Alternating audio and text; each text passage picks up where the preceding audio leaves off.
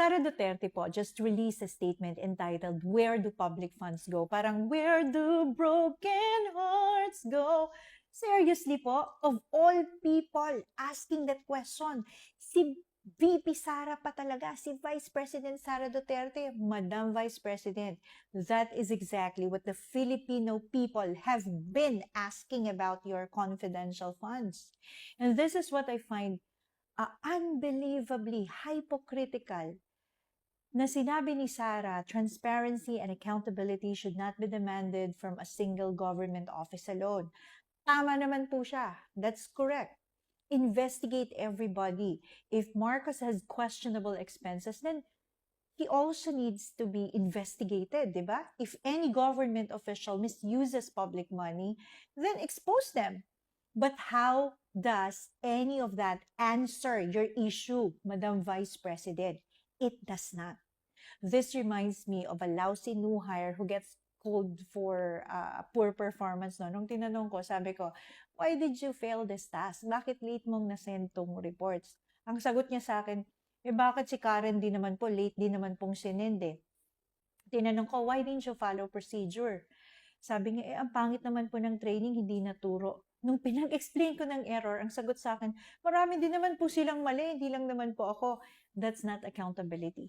That's immaturity disguised as an explanation. And in my opinion, that is exactly the kind of leadership Sara Duterte is displaying. Now, when accountability comes knocking, instead of simply answering, she points somewhere else, no? And the timing makes this statement even more ridiculous.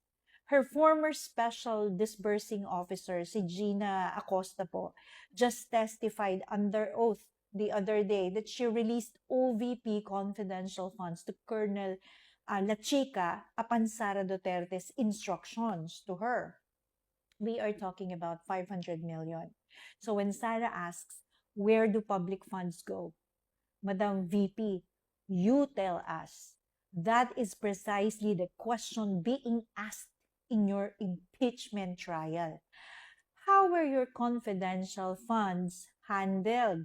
Why were they given to La Chica? What was the authority? Where did the money ultimately go?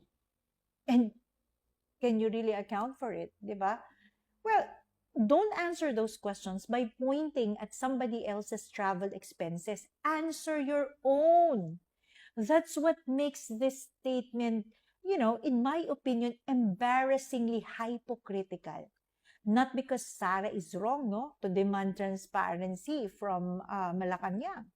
Demand it, tama naman yan. I-release din nila yung records nila, expose every questionable expense that they have or they had. But let's also remember, the OVP itself disclosed 20.68 million in travel expenses as of July 31st, 2025.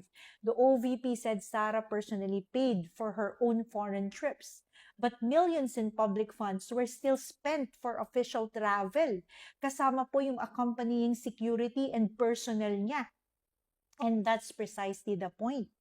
If you demand transparency about their travel expenses, then be equally enthusiastic about transparency involving your own office. But accountability doesn't work like this. Ano po?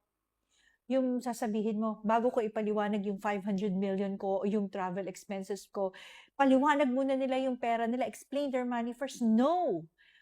You answer yours. Sagutin mo yung sayo. This is not complicated. And frankly, what you're doing is lousy leadership.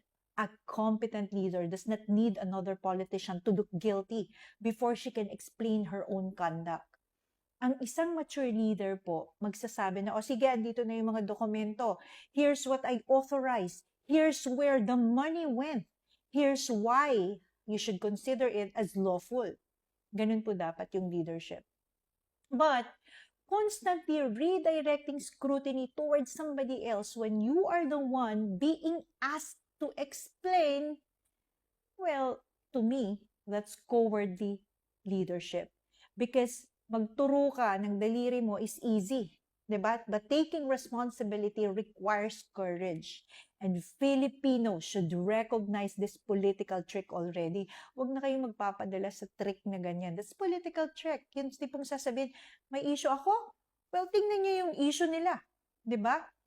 May tanong sa pera ko? Sa gastos ko? Tingnan niyo din yung pera nila, yung gastos nila. Pag sinabihan siya ng VP Sara, explain yourself, ang sagot, what about Marcos? What about this and that? That's not an answer. That's whataboutism. And whataboutism does not liquidate public funds. So, yes, I agree naman with VP Sara na mag-demand tayo ng transparency from everybody. Walang exemptions, walang sacred families, walang political colors, di ba? But that includes you, Madam Vice President. You don't get to stand on a pedestal preaching accountability while questions about hundreds of millions in confidential funds are sitting right in front of you. And then you ask, where do public funds go? That's an excellent question. Now stop pointing at everybody else and answer it yourself. Because in my opinion, a leader who constantly redirects accountability is not showing strength. She is showing us exactly why she should be held accountable.